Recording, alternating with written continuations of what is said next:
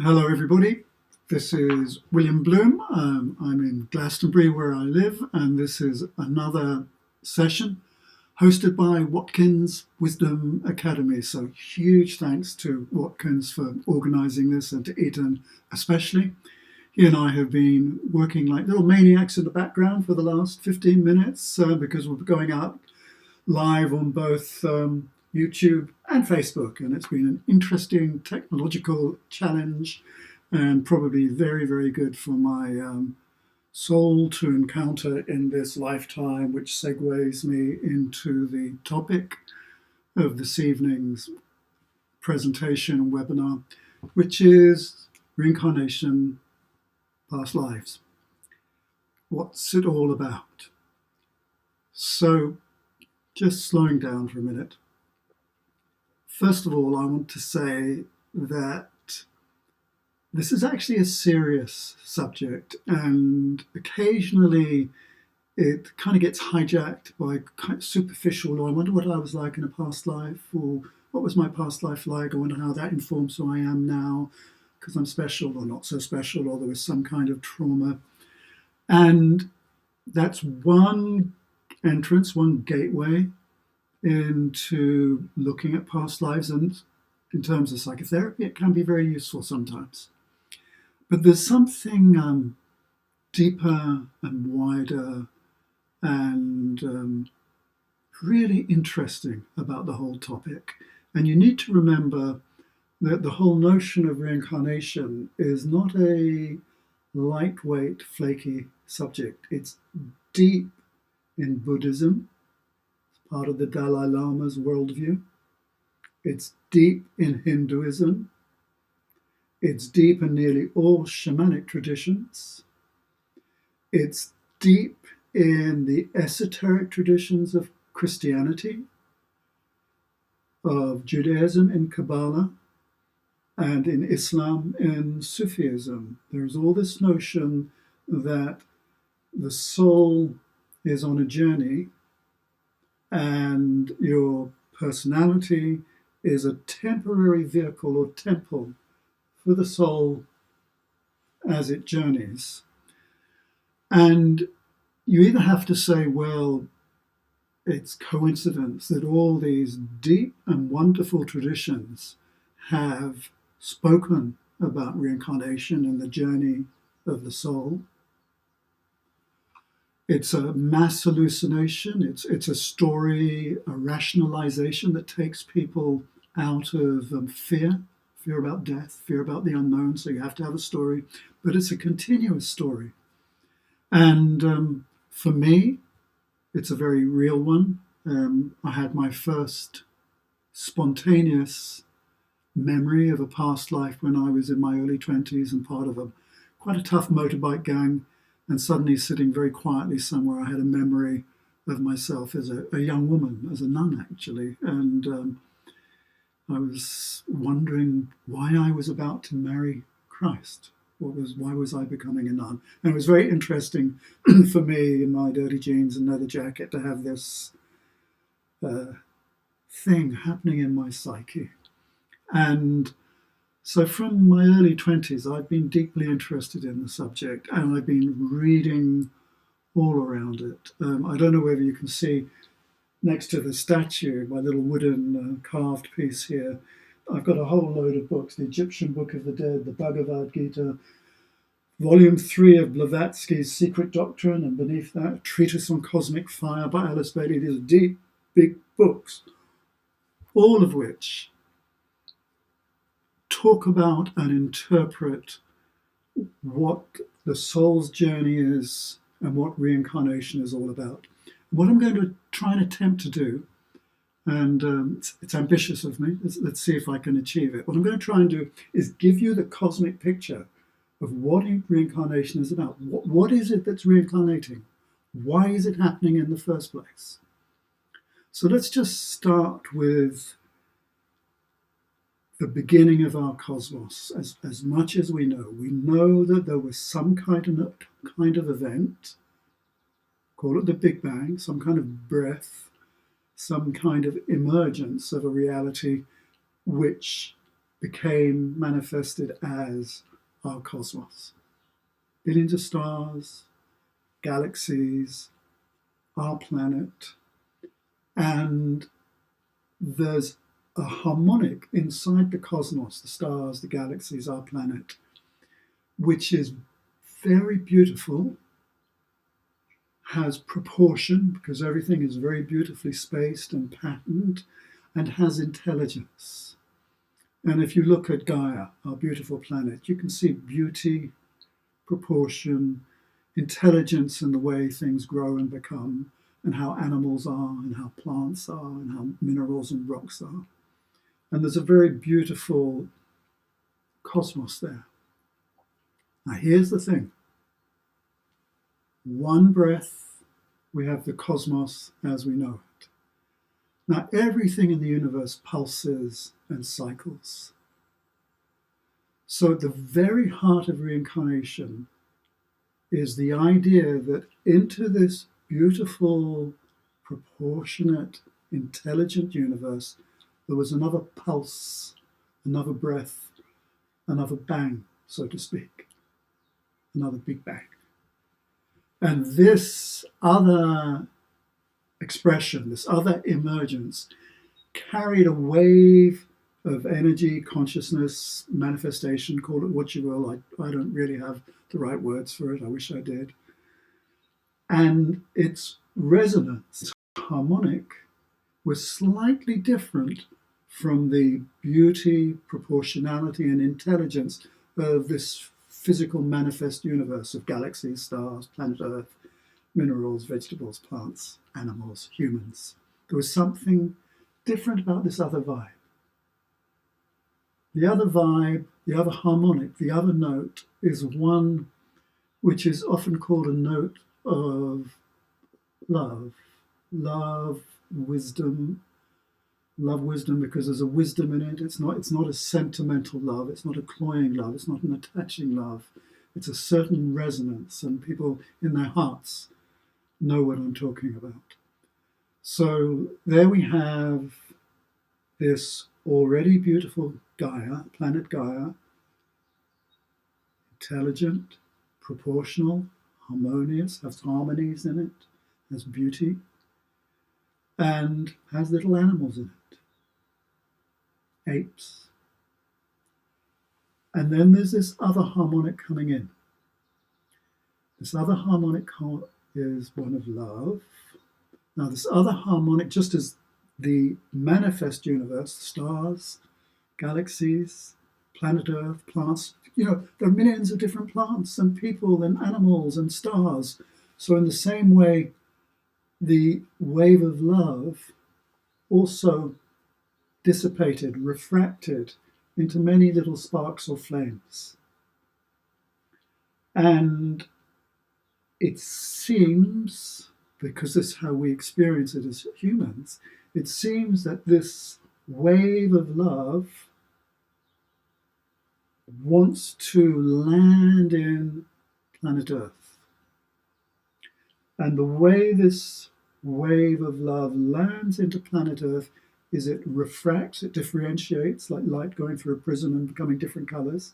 It refracts into these little flames, these little tongues of pure love that are magnetically attracted to a little baby or a baby in the uterus. It's attracted in. Now, what I want you to appreciate is that this little spark, this little flame just carrying love, has previously no experience at all of what it is like to be on planet Earth. It has no experience at all of animals, plants, humans. So, for example, if this is the soul and it's floating down on that breath, that second breath, towards planet Earth, and there it is coming down, and it's completely innocent, completely pure. But its destiny is to incarnate into a human being. So let's just pause for a moment. What are human beings like? What are we like? So let's be very clear about this. We are also animals. We have instincts. We have lust. We have the need for status. We have the need for food. We have the need for territory and space. We have many feelings and emotions and thoughts. We're competitive. We're loving. We're relational. We do things together in the same way that herds of dogs and posses of dogs and horses and other animals get together and do things together. We're like other animals. We sleep at night. We're both wonderful and also a little bit dangerous, and we all know what we're like. So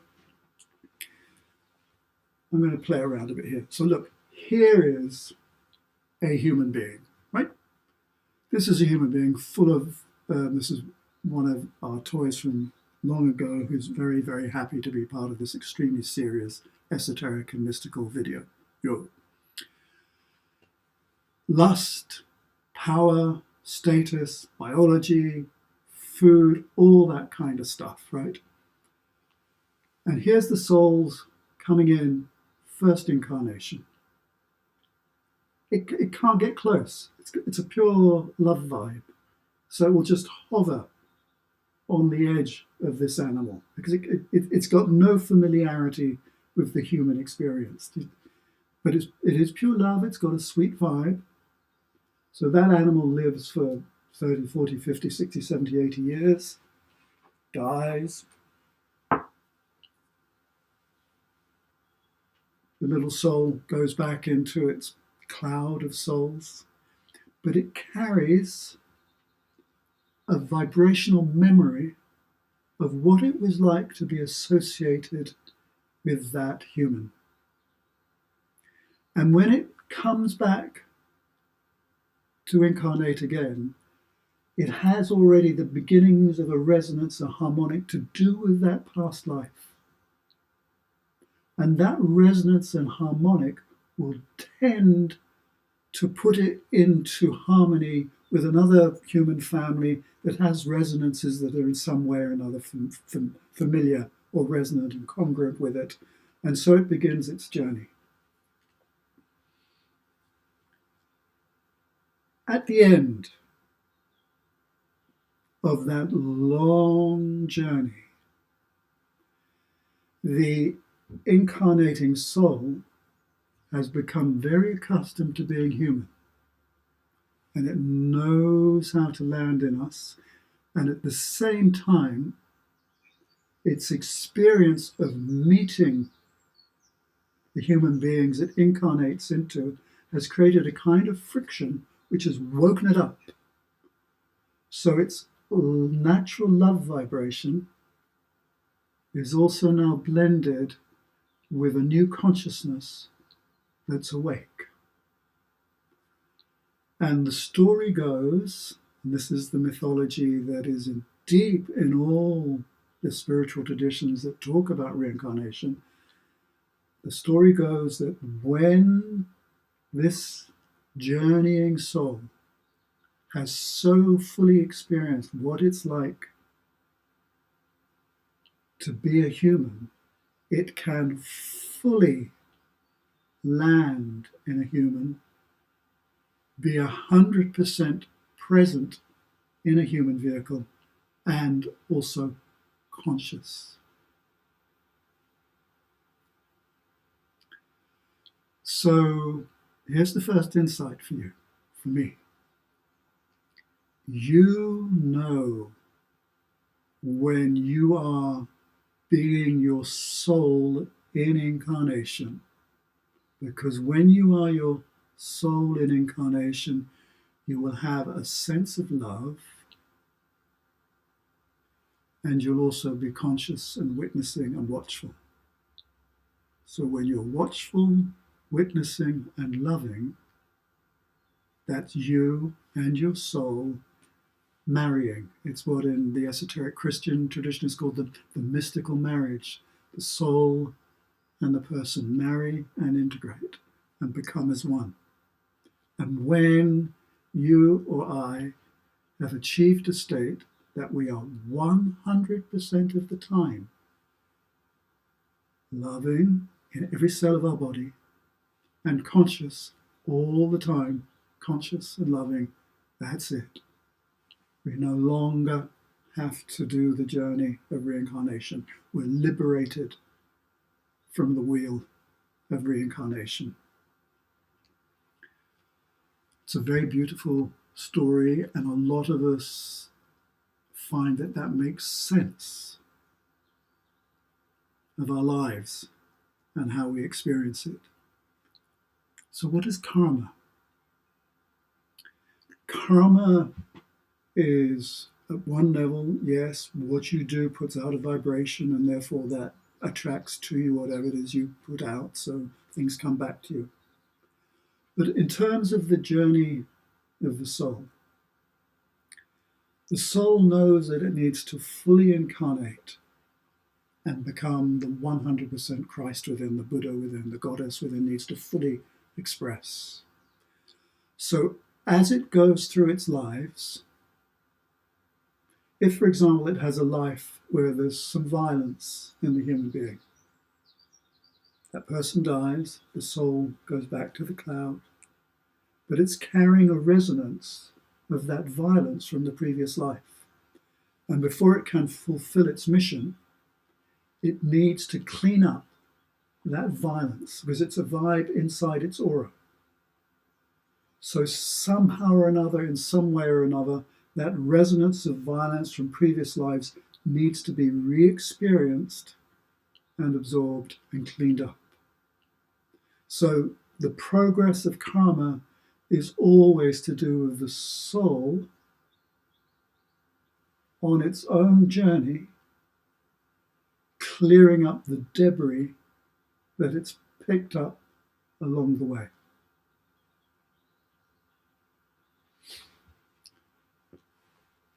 So,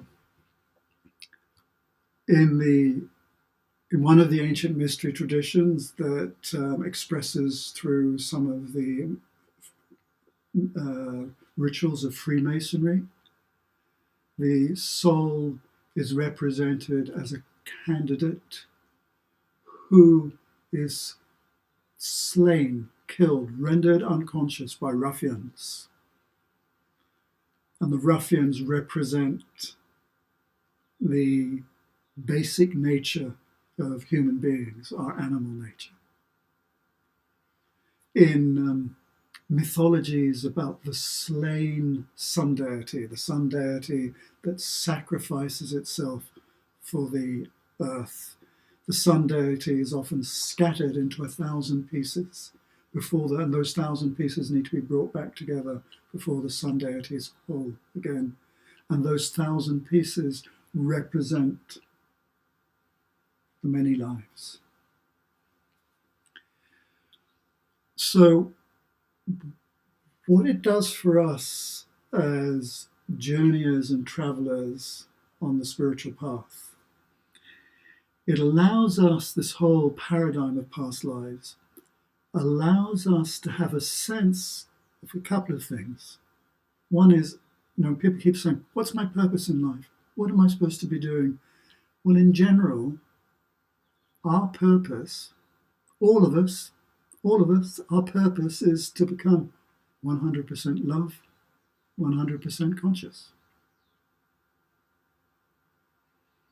And in certain ways of looking at it, anything that happens in our life, it really doesn't matter what it is only ultimately serving that particular purpose. It simplifies things. So we can get on with doing whatever we happen to be doing in terms of work and family. But at the heart of it, this is the truth for mystics. At the heart of it, we know that it's a journey in which all this experience is just to help our souls wake up and for us to become 100% loving. The second perspective it gives us is it's one of proportionality, it's one of depth, and it's one of the length of time that the whole purpose we're part of. So it's we are part of a magnificent purpose. We are on a mission, and the mission is to incarnate love and develop consciousness. And there's a teaching in some of the mystery schools that this is God's own purpose to become more conscious and more loving. I have no idea about that, but it's an interesting thought, isn't it? But the deep thing in it is, if you can deep down anchor into yourself that, oh, my life is not just about all this temporary stuff going on between birth and death, which seems so important to me. Oh, it's so important to me. But actually, my life is about the journey of my soul. And the cosmos supports me in that. Because yes, there's neurosis and difficulties and troubles on planet Earth. We know that. We know that. And we know human beings can be terrible. But when you come to that beautiful Christian saying, all will be well, and all will be very well, it's within this context of there is this profound harmonic carrying love into our system, and it's through us and our incarnations. So it's a big picture that we're located in.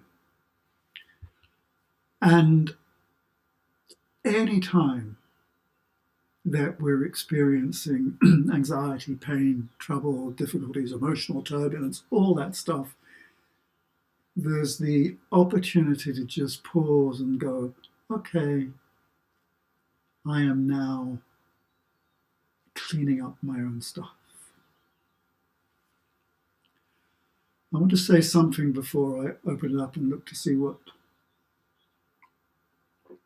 questions there are. I just want to say something about group souls, clans, families, because you can imagine that there are groups of souls that have mass experiences together. So, for instance, there might be all the souls that experienced the First World War, Second World War. There might be all the souls that experienced being in the Spanish Inquisition, or being in the French Revolution, or being in India at the time of freedom, in Pakistan, being separated out from the main country. All these kinds of big events that happen collectively on the planet.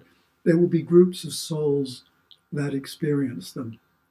And equally, there are groups of souls that have experience of tribal lifestyles as well. And so people are associated with each other. And also, when a child incarnates into a family, there will be resonances in their history that bring them into the family because there are similar resonances. It's what Caroline Myss and other people sometimes call a soul contract, as if it's a conscious contract, but it's not a conscious contract. It's a contract made up of harmonics. And so when you come into these group situations, you as a soul may be experiencing more developmental work than is just your own. It belongs to the other souls that are part of your group. So quite often, those of us who are trying to do spiritual development might experience a special suffering because we're taking a soul group along with us. And there are many harmonics and variations here.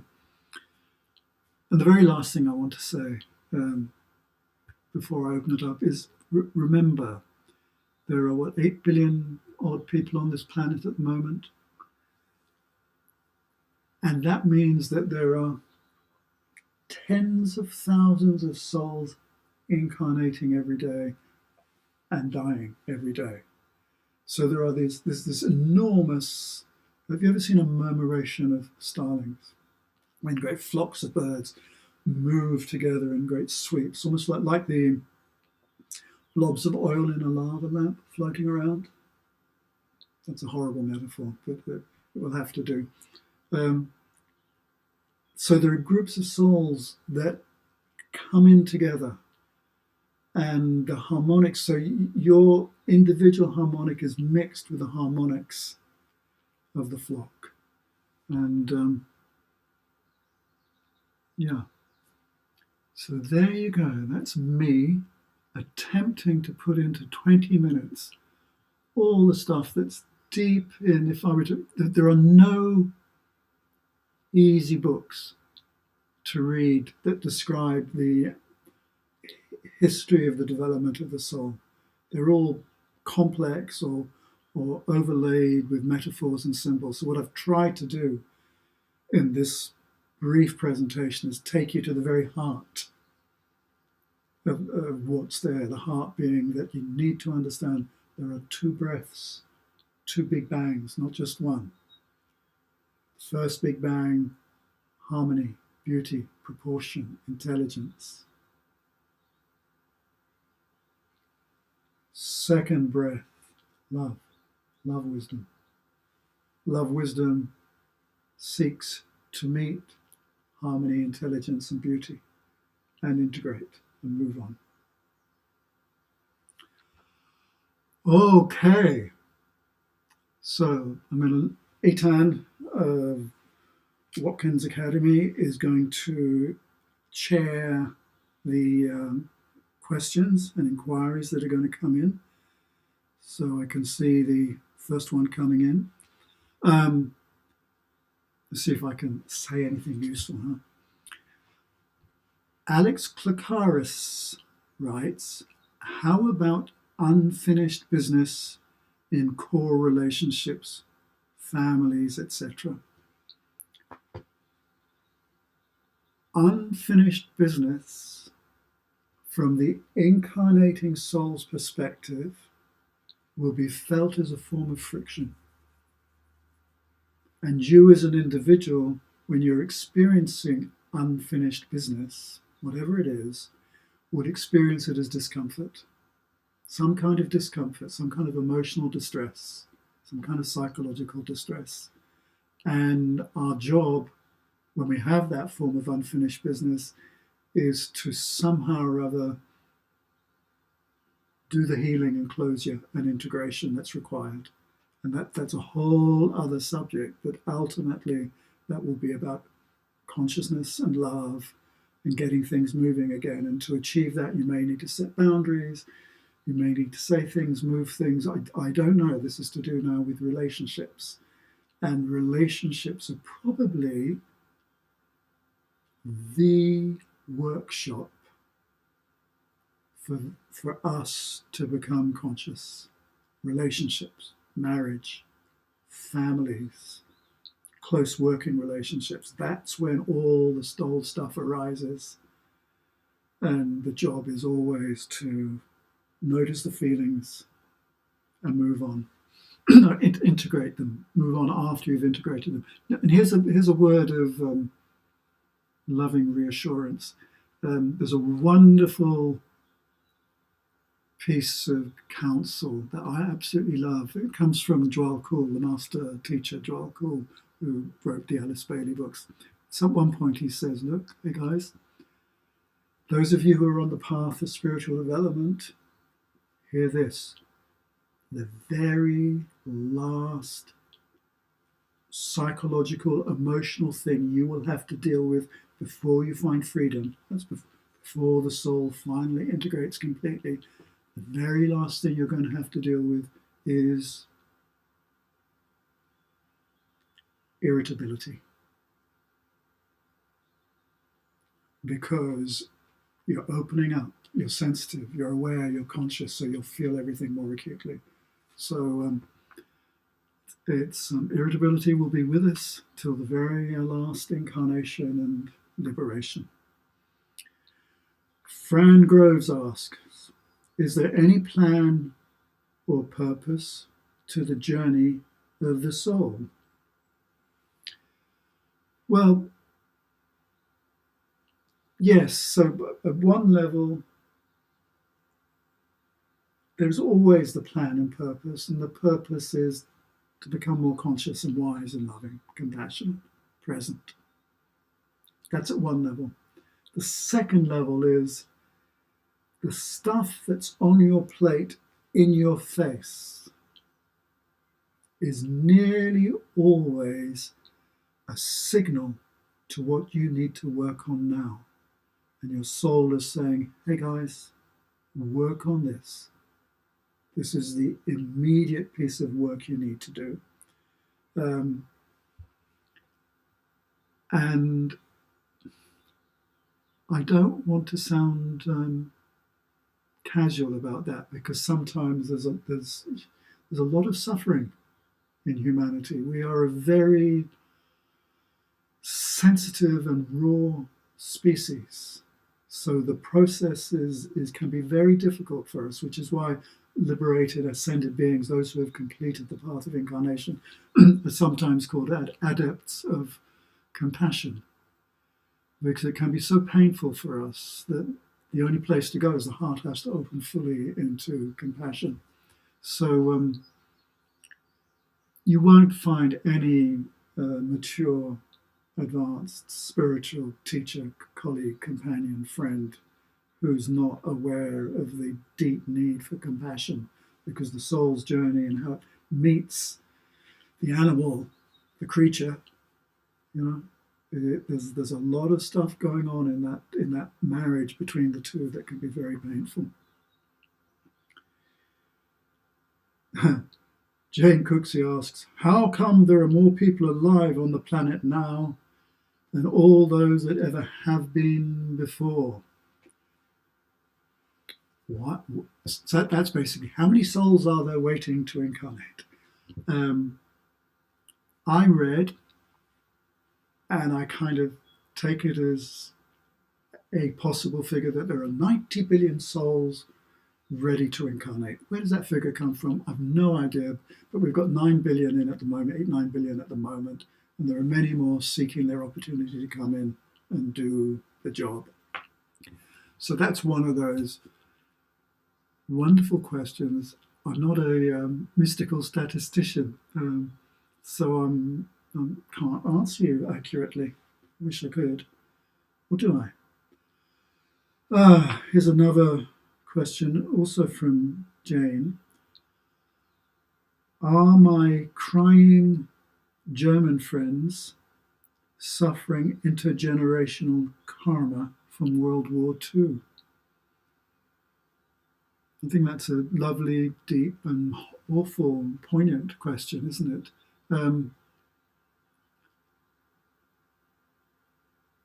I think that trauma does carry over from one life to the next. And if the soul incarnates with trauma in its field of experiences from a previous life, that will inform the life of its incarnation. Which means that the person who has trauma from a previous life will be more sensitive to certain issues than others might be. So they will respond to signals of totalitarianism, fascism, over-government control, torture. Maybe they can't watch the news. All those kinds of things.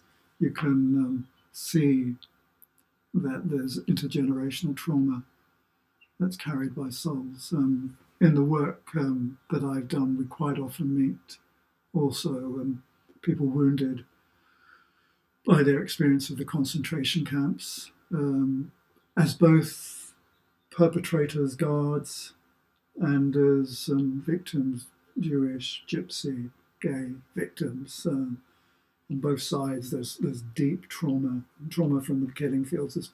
This planet is sometimes called in esoterics the planet of suffering. But the reverse side of that is the planet of compassion. There's deep compassion and sensitivity on this wonderful planet. So what have we got from Sally Stevenson? Oh, I've just done, as the population on Earth increases, where do these new souls come from? Are there new souls who've never incarnated before? Yes, there are new souls that have never incarnated before. And sometimes I think of starving children and refugee children, and that being their first experience on planet Earth. And our hearts have just got to be touched by that.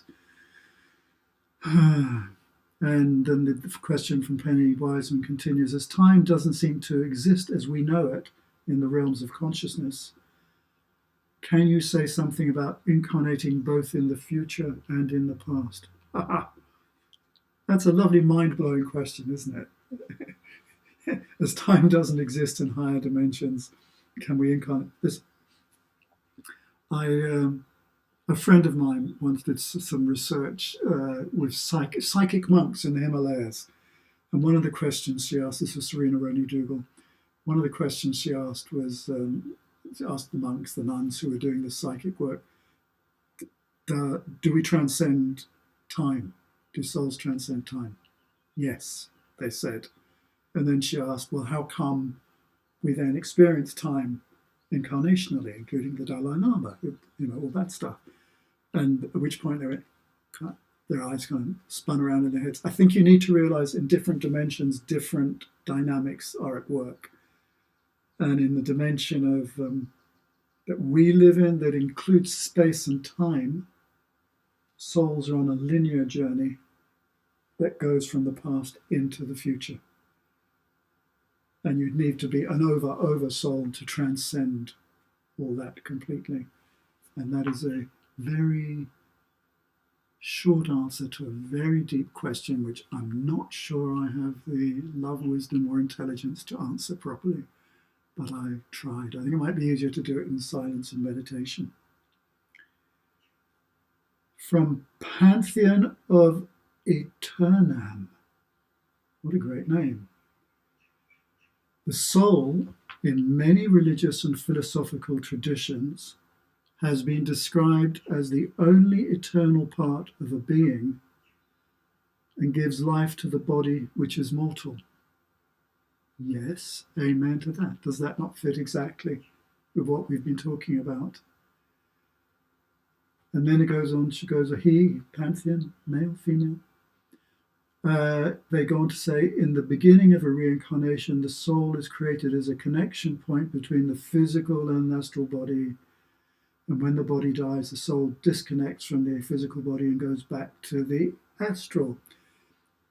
Yes, that's one way of describing the journey of the soul, that it absolutely does come in, and as it discarnates, comes out of incarnation, there's a process of learning. There's a process of discarding the elements of that recent incarnation that remembers the harmonics, the notes, because that will guide its next incarnation. And then it goes back into this clear cloud where it's pure love again with these harmonic memories in its field. So let me see, what else have we got here? Charlie Efford writes, how do you see humans developing through different dimensions? And how does reincarnation fit into this dynamic? I think, I'll repeat the question. How do you see humans developing through different dimensions? And how does reincarnation fit into this dynamic? I think I don't want to talk about different dimensions for human beings. What I want to talk about is different levels of consciousness. So human beings, as they develop, their consciousness becomes more refined and aware. So you could say that the consciousness of someone who is witnessing in pure love has gone into a very different consciousness, into a very different dimension from someone who is purely materialistic and not conscious, not aware of what's going on.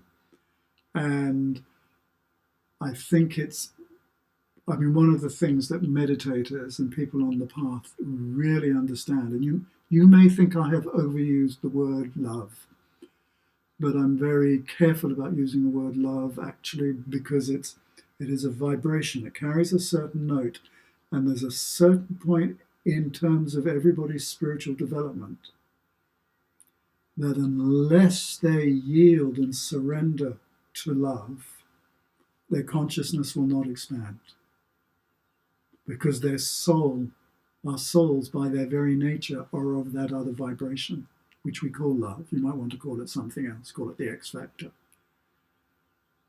But I think that is the major dimension we need to go through. And then in that witnessing dimension of pure love, it's possible to look differently at time and space. And one has a different perspective on the future. Candice Wallace asks, do you think being mindful can be achieved by everyone despite their soul's status? Or does the person's soul have to go through many lives before it is ready to be mindful? What a lovely question. Deep in my heart, my life's experience teaches me that everybody, every human being can be mindful and has moments of being mindful. Because being mindful in a sense is no different from watching television, watching a screen and going, oh look, I'm watching a screen. I don't like this, I'll switch channels. Oh look, I don't like this, oh I like this, I'm switching channels. Everybody has moments of witnessing their lives, just watching what's going on, watching themselves. It's one of the most wonderful things about human beings is they can create a perspective where they're watching their own narrative, their own story, like they have a meta-narrative of their own story. Everybody does this when they write a little bit of their history, a little bit of their biography. They're able to step back and go, oh, this is what happened to me. This is what happens next. So I think mindfulness is sometimes overplayed as difficult. And I'll tell you something also. I think mindfulness is much easier if you're in a good mood and your heart's open, because then there's a natural at ease that allows you to be more watchful and mindful. So, those are very deep questions, aren't they? Just looking to see if there's anything else. Or else we may have come to a question from Kate Sporer. Here's a nice one. Does the soul reincarnate through other animals?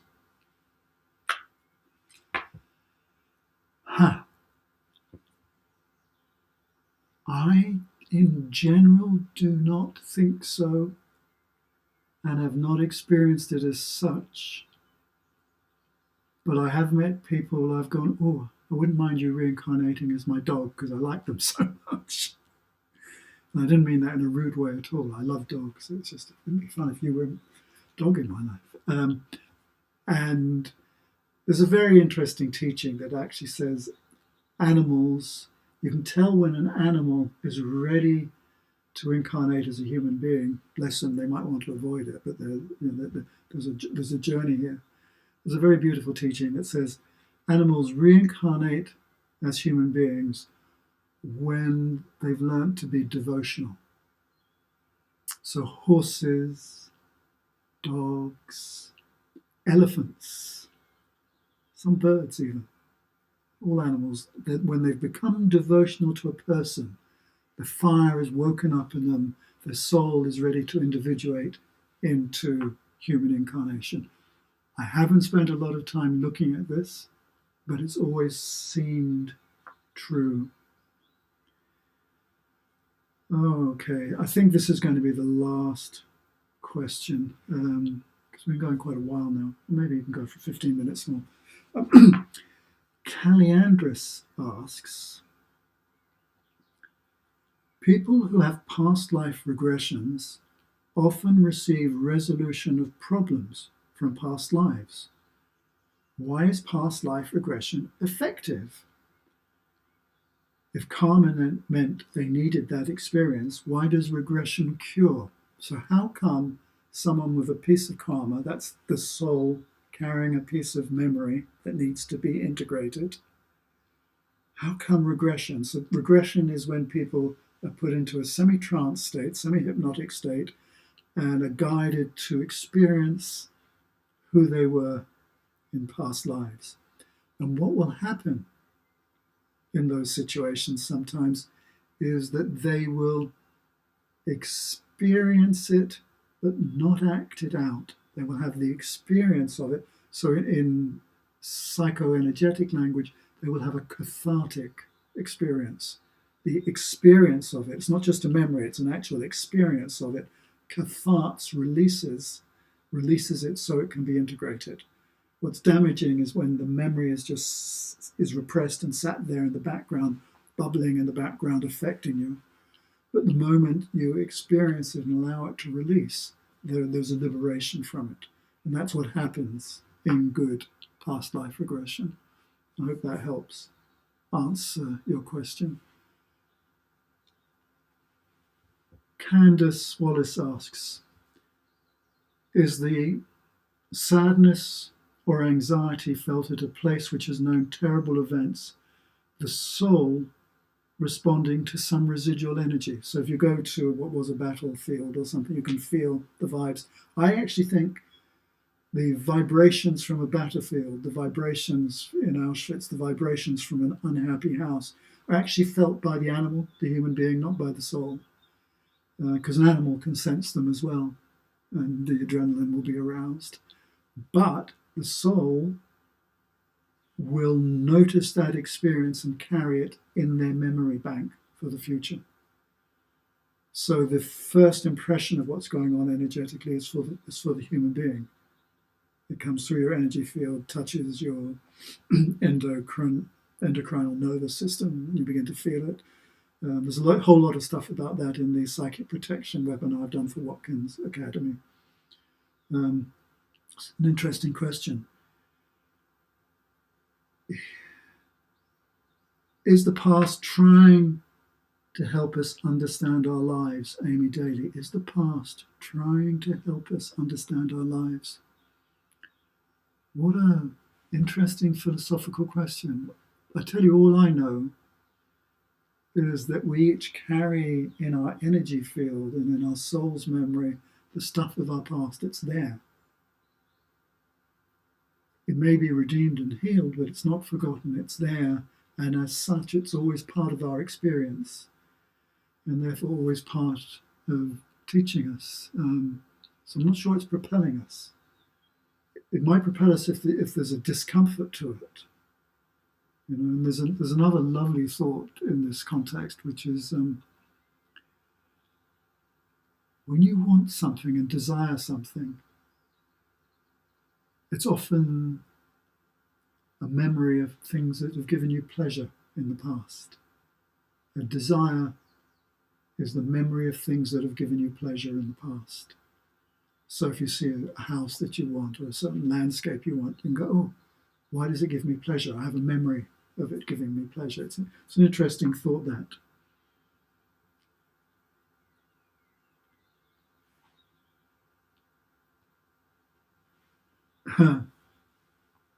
Formo Sapien writes, the souls on the waiting list for Earth, wouldn't it be better for them to be reincarnated on Pleiades or one of those other funky alien planets? What a lovely question. Why do souls incarnate into planet Earth? In the history of esotericism, esoteric philosophies, there's a lot written about how the conditions on planet Earth and the evolution of the animals was perfect for souls to come in and learn consciousness and incarnate love. It was a pivotal place for this experience to happen. And it seems to me that the harmonic, the breath that carries our souls, is kind of focused towards Earth. It's a redemptive harmonic, and we're on a mass mission. I've often heard people saying, I don't want to incarnate here. I didn't want to incarnate here. Why couldn't I incarnate on the Pleiades or Sirius or some other lovely planet where there's just love and sweetie pie stuff going on? Yeah, I hear you. But I think there's a harmonic in the universe and the way in which the swarms of souls are magnetically drawn in that inevitably pulls us to planet Earth, maybe with a few exceptions. And if there are those exceptions, I haven't met them. I'd like to know about them. And there's a question from Izzy Valenti. Can a human pass through life without a soul connection? Can you have a human being who is soulless?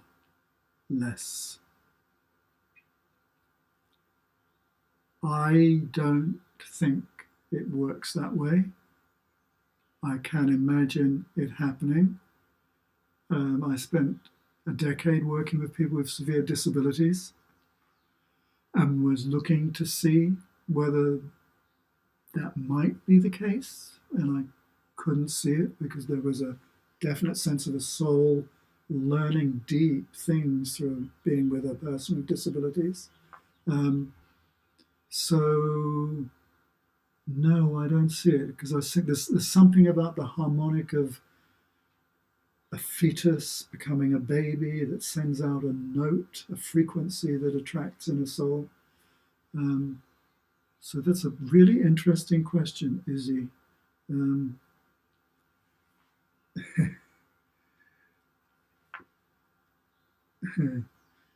Jane with another question. Do you ever have an experience of your next life? I have daydreams about possibilities, but I'm not sure the way the system works, that it's a complete picture, because I think we're dimensionally held in space-time in this process. But maybe you do, because some people talk about it, don't they? Silver Blue, 1965. Silver Blue, you ask, if the aim is toward liberation, is it not an abandonment of the human? What are we then seeking in liberation? So what happens after the soul's journey is over? And that's similar to Sandra Furlong's question. What happens to the soul once 100% love and 100% consciousness has been achieved? So what happens at the end of this journey when the soul has completely landed? Some souls, now this time they're conscious, they're wonderful, blessed, saintly beings, take what in Buddhism is called the Bodhisattva vow. And the Bodhisattva vow is that they will hang around planet Earth into the future forever, helping all the other souls, human beings, fulfill themselves and achieve liberation. That would be the Bodhisattva vow. And then there are other souls who, having achieved bliss and consciousness, travel out into the cosmos, bestowing their blessing in another way. There's a whole load about that in Alice Bailey, which you can read up if you want to.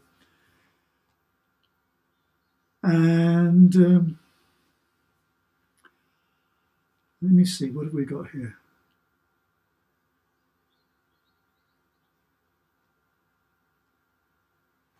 Lucha Terminiello asks, hi William, how can lifestyle choices like eating meat or being vegetarian affect the soul's journey?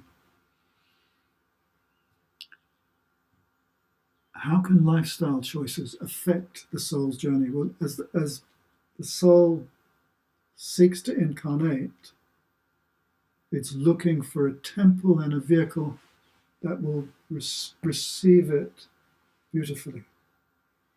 And in that context, having a coarse, harsh resonance in your body is not going to help the soul incarnate. Now, you can be strong, well-toned, and at the same time have a flow in your body. In Taoism, it would be the whole system is in flow, and when your system is in flow, the soul incarnates more easily.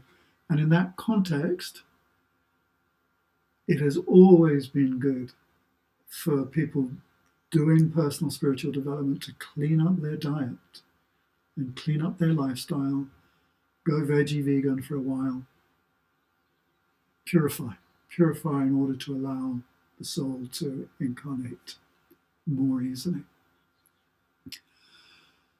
Oh, look, we're coming up to 9 o'clock. There are a few more questions, but let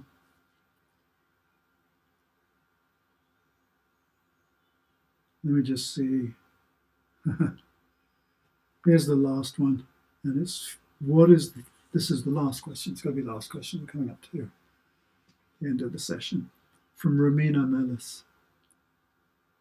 What is the best technique to release karma traumas, to realize karma traumas and release them? What is the best technique to release them? I think the best technique is a kind of general technique, which is number one, when you're suffering, you need to notice that suffering is happening, as opposed to just getting carried away and becoming emotional. You need to be mindful of it. You need to notice that it's happening and realize that you need help to release it. If you are experienced, mature, stable, then in meditation, in spiritual practice, you may allow yourself to feel the trauma